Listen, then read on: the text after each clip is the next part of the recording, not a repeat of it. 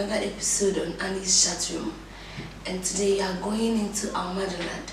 We are going to talk about what really affects the youth. But then we have wonderful people on our show today.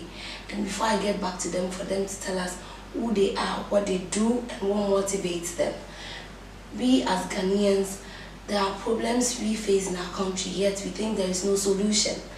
But we believe that indeed every problem that we face in life has a solution. So that therefore today we have wonderful and amazing guest speakers who are change makers as well. They are making so much impact in the communities, our various communities in Ghana.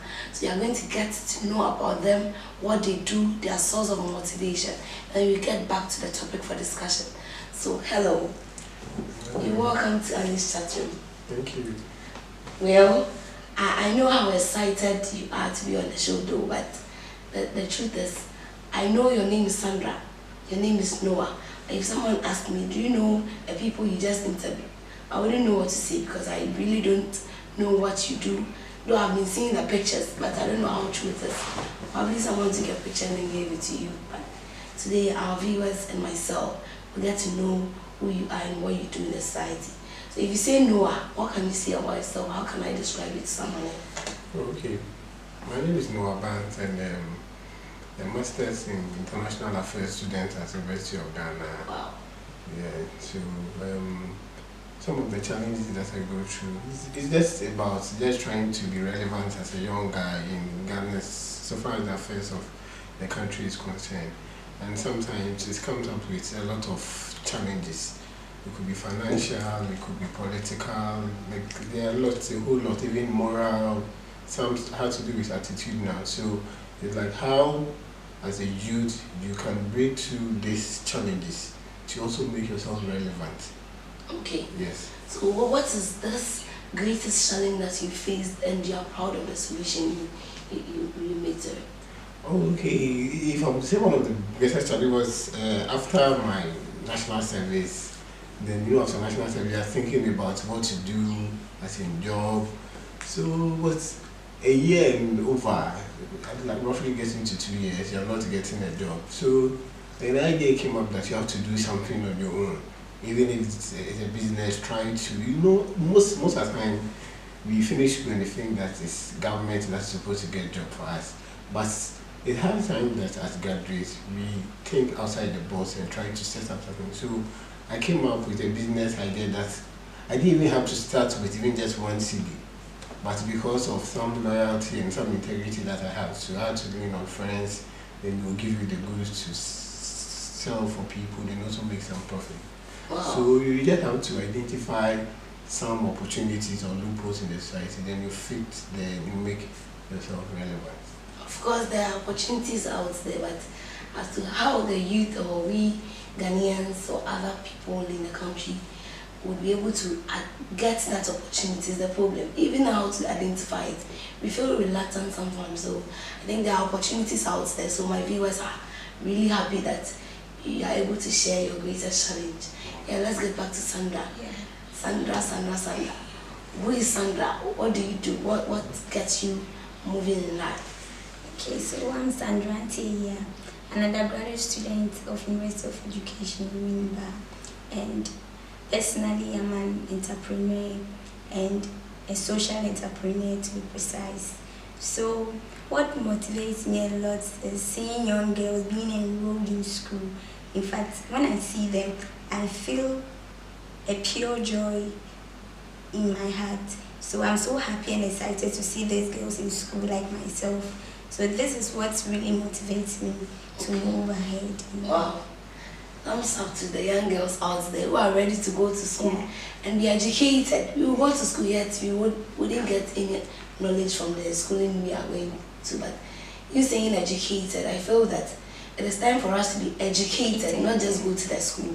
Yes, I think it's a good one.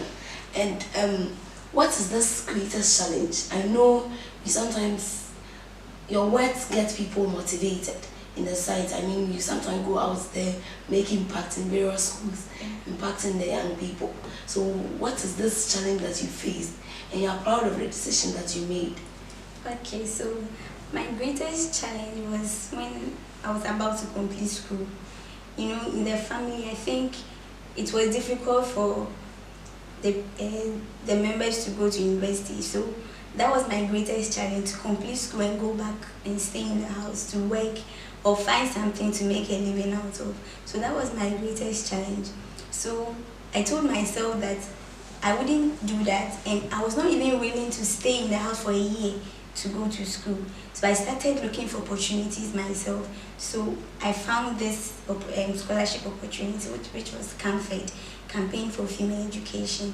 I got the opportunity to apply by one of our mentors in the school. She called me, "This is an opportunity, you can apply."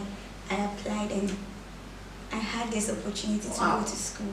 And I think that was a happy moment in my life, because somebody would have feared to apply, but I took this chance to apply and see what God would do, and fortunately for me, I got the scholarship. Okay, so we are all happy, but I just want my viewers to also know what goes into CAMFED. Who can apply if possible? Okay. Probably I will also apply and then. Yeah, so CAMFED is a scholarship opportunity for girls. That's why we say Campaign for Female Education, CAMFED. So every girl outside there who has passed, who is brilliant but can't afford to go to school, is eligible to apply. We have the forms outside. When you go to any Ghana Educational Institute, you get it. So GES has the forms. You can also go online and apply for the scholarship. So if you get 8 to 18, you are eligible. From Central Region, Northern Region, Upper East and Upper West. These are only the region that CAMFED operates in. Okay. So if you are a native of these 4 regions I just mentioned, you are eligible to apply. Okay, so I believe my viewers had already heard or know the website or where to get it. And of course, you are making Ghana a better place for all. So I've been seeing a lot about on what you are doing. Sometimes I'll be seeing you going to the orphanage just to make donations and other things. I know you are impacting the lives of our generation. I remember someone told me, go and see Mr. Noah in the school. He's actually all over making impact. When he was leaving the school, the students were so sad that said, why do you want to further your education? Be with us. But yet you decided to further your education to get more knowledge. So I just want to know what you do in the site, because I've been seeing it. I don't know how true and relevant it is, but I'll be glad if you talk about it. Okay, so most of the things that I do are based on my experiences in life. So issues about family, because I grew up in a broken home. These lives are in a family where mostly the love and affection is not that there. So children grow up, if you like, not getting this parental care. Even if you do, it won't be as much as people who live with parents forever. So this is basically what has motivated me. So after the national service, that I even started doing some business on my own. I also took up a teaching job. So I was teaching in one of the schools in Kaswa, Peculiar International. And when I was going to teach, I told myself that I will be the teacher that I never had for my students.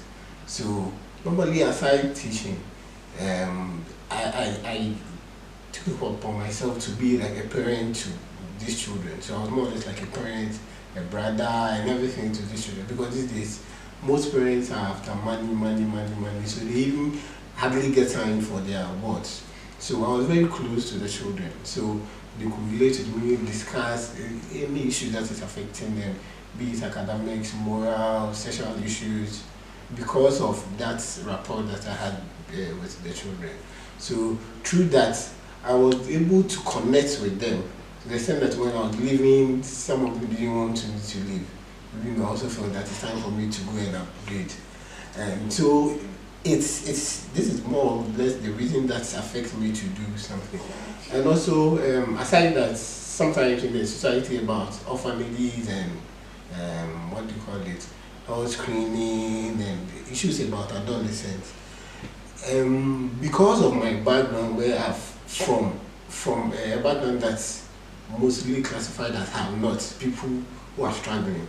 So when I'm also in a position that I felt that no, this is where I'm from. So why not go back there and go and correct what I didn't like? So if it's about reaching out to young girls who are in school but find it difficult to just buy sanitary pads, and some of these things can affect even their studies in school, because if you are from a rural community where to get maybe 5 CD or 6 CD to buy a pad, it's a privilege, and this can affect the child's performance or punctuality in school. And at least I'm in a position to, if like, partner some foundation to do that. Why not have to do it? Because I've been through it before. So normally this was I lobby some foundations or NGOs, and I get them to go and do these programs in the communities. Okay. Wow. I'm actually inspired.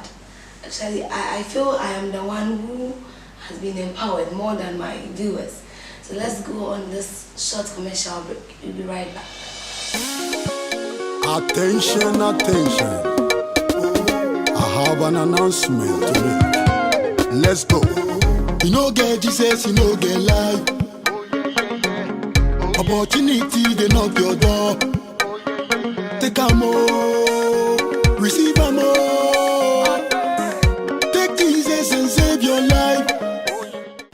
Welcome back from this short break. We are getting back to our topic for discussion. You know, you have been educated, you have been empowered and inspired as well. And it's time for us to talk about what really goes on in Ghana, our country Ghana actually. We always talk about the youth, the youth, the youth. But the question is, are the youth of Ghana voiceless, or they are dormant in the affairs of the state? Let's get to our guest speakers to know whether the youth of Ghana are voiceless or they are dormant in the affairs of the state. Then we get to empower the youth that indeed if they are voiceless, they are ready to take their voice out there. If they are dormant, then they should be active or proactive in the activities of the state. So now let's get back to our guest speakers. Yes, hello once again. I know you are from Ghana. You are from our motherland.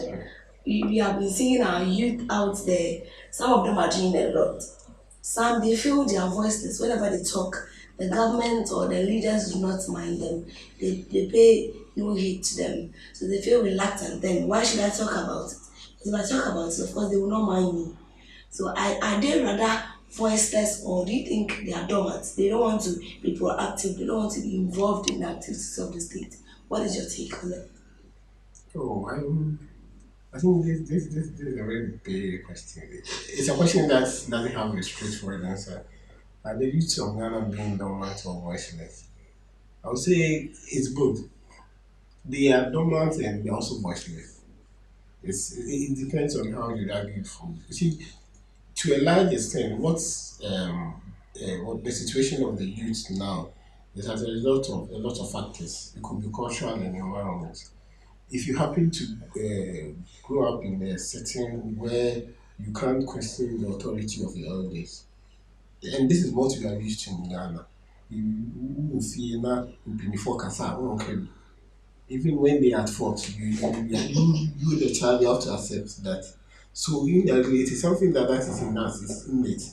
But with the changing face of things now, where the youth are becoming more exposed to things of the Western world, it has developed, some youth who are becoming more radical, and they are resolving to question that you can't challenge the authority of the elders now.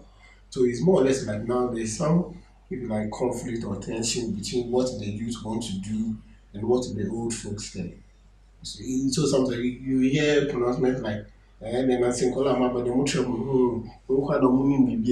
it's this is what so it will be as if that they are dormant or they are voiceless. Depending, but I think to a large extent they are dormant. Okay. Well, and I feel some of the youth too they feel they are voiceless. For instance, if you go to a community around Asankrigwa, some of the youth there, their views, their grievances they channel it to their assemblymen, but there is no solution. Sometimes they take it there and they will tell them, what is your business in this? But they feel they are part of the community. They make the community what the community becomes tomorrow. I also feel that most of the population or the citizens of Ghana are the youth. So sometimes every decision that they make, they should make in our favor. But after they channel or talking about their grievances to their leaders, they were just shouting on them, telling them that what business do you have in it? You are just a child. Though you have heard what you have said, but you are not going to put it into practice because you feel you are not yet there. But my question is, should you get there before you speak out or you become active? Okay. I think that was a bad decision the leader took, because as a leader you have to be open for any suggestion, any constructive criticism that comes from the youth. But from my point of view, or from the environment I find myself, I think the youth are really doing well. They are helping the nation, because I've seen a lot of youth bringing out initiatives, helping the government with this SDG goals, and they are really doing a lot. The government can't do anything without the youth, and as we all know, but I feel the youth are really doing well. From last week, you can bear with me, we had these girls who have taken it upon themselves to indulge in one of the SDG, the goals that leaders have brought about, the UN have sat down to bring about, and each one of them decided to go out there, educate the old men, the other children on these goals. So let's take the girl who won, Barbara Hilton, choosing goal 6, clean water and sanitation and health. So every individual is trying to do something, but I think that to the large extent, as Mr. Noah said, they are not going far, but it's just a few who have taken it upon themselves to do something for the country. And it wouldn't help that much, but as we all know, a little drop of water would definitely make a mighty ocean. So as they've started, I'm very sure there is a youth outside there looking at them. Oh, this sister is doing something, Mr. Noah is doing something. And when I go up, as I'm coming, I also try to endeavor into something like that. So this is going to motivate them. And I also think the government should bring out a platform to help these youth who have innovative ideas to bring on board. I think that would be best for the youth. Yeah. Okay. I really think it's a good idea because sometimes we feel it's all about the cities. Yeah. But the youth, sometimes some of them come from their various rural areas, get to the city and feel that nobody is ready to hear my voice. Nobody, some of them, they even want to fight, take it to their, wherever they are coming from. At the end of it all, they will fight, and when it's ready to go down there, they feel, why should I go to that village? Why should I go there again? So don't you think some of the youth are doing this for their personal gains or not for the betterment of the nation? No, you can't just generalize this and then say that some of them are doing it for their selfish or personal gains. You see, one thing that, if you take the African continent, it is the most populous continent in the world, and it's also the continent that has more of its population being the youth. And if you take Ghana's population census, the 2010 one, majority of the population are the youth. So if you have a country that majority of your people are the youth, it means that most of the policies that you have to take should be tailored towards the youth, because they are your hope. Like the nation basically depends on them. And we must understand that if you say someone is a youth, to a large extent, it's someone who is between maybe 16 to 35 years. After 35 or when you hit 40, you're not a youth. Yeah. Okay, so you have received that. And if you take Ghana, majority of people fall between these brackets. So if majority of the people fall within this bracket, and these people feel that whatever policies or systems that exist there is anti-youth, they would definitely revolt against that. True. That does not mean that they are selfish or they don't want the interests of the older generation. It's just that they realize that we are in the majority. So why do things for those we are in the majority? So why do things for those in the minority? So they always like to push things in their favor. And you have to understand that because of westernization and globalization and this being exposed to Western culture, the youth now become more learned than our yes because most of our parents were born before computer. So Sure. the youth now become smarter and faster than them. So if let's say there's the community wants to implement a project because the youth are exposed, they'll come and say, oh, maybe assemblyman or MP, if you had done it this way, it would have helped. But the MP will be like, oh, no, we are quite more by that, but what do you know? So you see, the youth are always pushing for things that because if you're a youth and you went through something that you don't like, I'm not sure you want that for your children. So they always want leaders to take decisions that are in their interest. It may sound that they are always selfish, but that's not the case. They feel that this is our time, so let it be relevant for us. If, for instance, in the past, university education was free for our leaders to the extent that they were knowing meals, why are you denying the youth now, the current youth of such privilege? Even if you can't do that, you have to do similar things for them. So you see, the youth are always pushing for things that, to a large extent, will benefit them. Then, It's true. It's very true. yeah. And I think the society should also focus on these youth clubs that are being formed in the societies because most of the time they go for meetings and they channel their problems to their leaders. So if they pay attention to these clubs, they are going to give platforms for the youth to come out to become they wouldn't become dormant as we think they are if we pay attention or focus on these youth clubs, minor clubs in our societies. It will go a long way to help the youth come out as well. Okay, so how then do we empower the youth to be not to be dormant but proactive? How then do we empower them? What do you think we can do to help them be proactive in it? Though most of them have become very proactive, they are doing things to help the community, to help the youth of the whole nation. But some people are out there who really do not know how. They've seen people doing it, but they've not gotten an opportunity to meet them one on one, talk to them, ask them what is going on, and then they will also learn something. And when they go back to their various rural communities, they'll be able to do that and get their youth around. So, how can they be proactive in their various communities? I think recently I've been watching some documentaries from TV3 and I think they are really doing well. They go into these rural communities, find out the challenges these societies are facing. Some are education, teenage pregnancy. They go there. So if we want the youth to be vibrant, then I think that we should help them with their education. But when you go to these rural communities, some of them are lacking education, food, a whole lot. But when we focus on these cities, the cities are just facing sanitation problems, but majority of them are being educated. They are going to school, and definitely education helps you broaden your mind, your ideas. You get to know that yeah, the country is suffering. We have to do something to help. Let me create a business that can employ the youth. Let me do this. But those rural areas, they are lacking behind. When you go to some communities, they don't even have infrastructures that will help them. They don't even know what a computer is.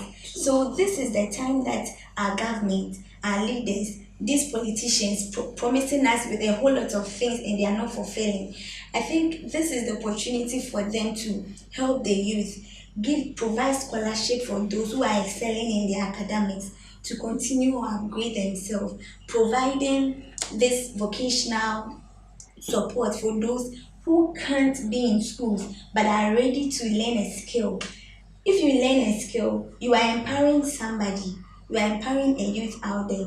When I'm done sewing, I become a boss. equally I will employ other people who are going to help them, and they wouldn't become dependable on somebody.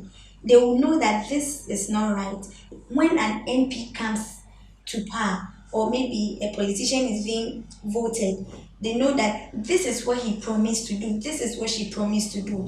If she's not doing it, we have every right to question them through our clubs, through our meetings and other associations. So I'm very sure that if we provide this youth this opportunity, it's going to help them come out. Okay. I think she has talked about the education with, I think, which is the first step to which we can do that, because if you are even ignorant of your situation, how then do you address it?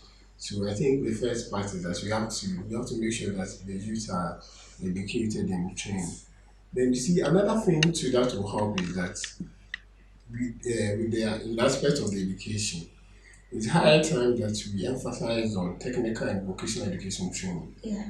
You see, a skill is something that no one can take away from you. Sure. Yes, and it's to a large extent now. The world is developing towards that trend. So enough of the youth venturing into courses that is only make them read. We are not saying those courses are not good. They are good, but now it is the technical and vocational education that is getting the desired results. If you are like trained into any of these fields, automatically you don't even wait for someone to come and employ you.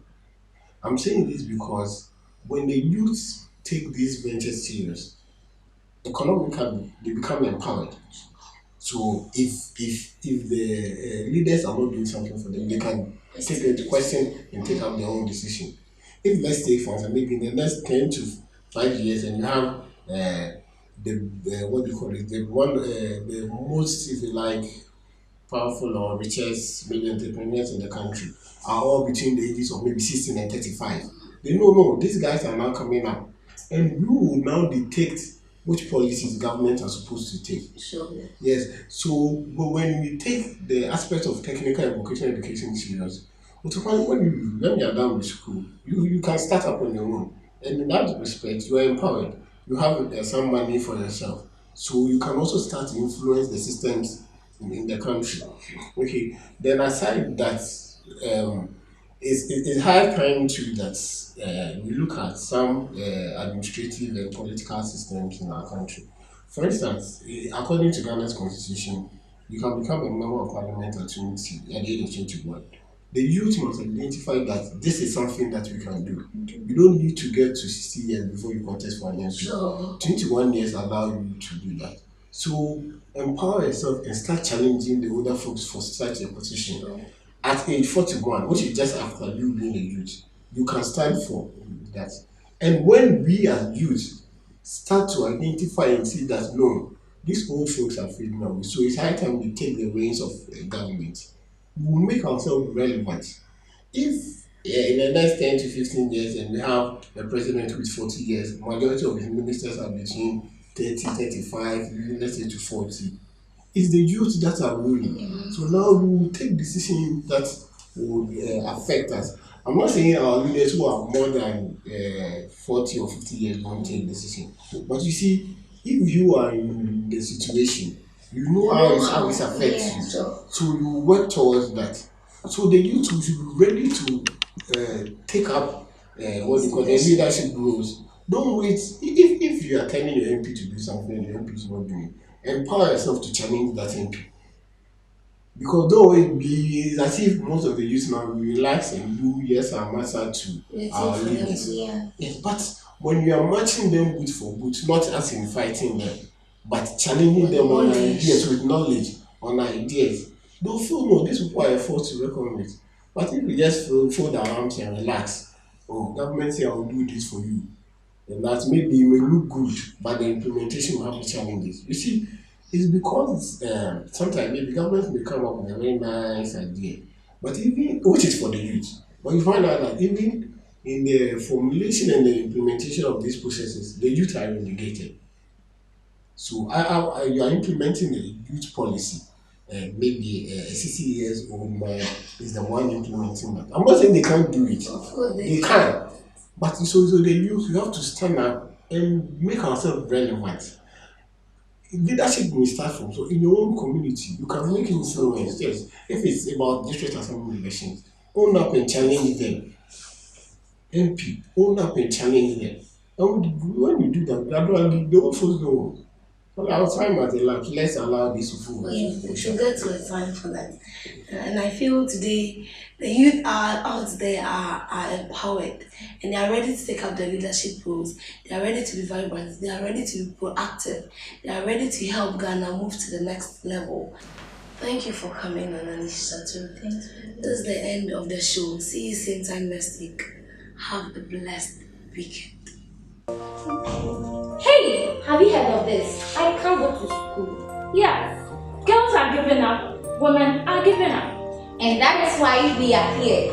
Sharing Hope Organization, sustaining our vision.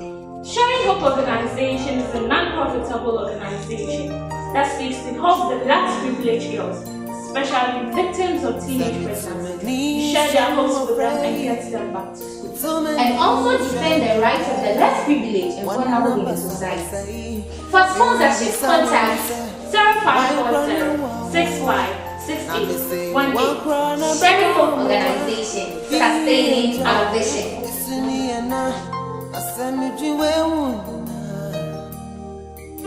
Ayana mi yema shisemi, panisa ube.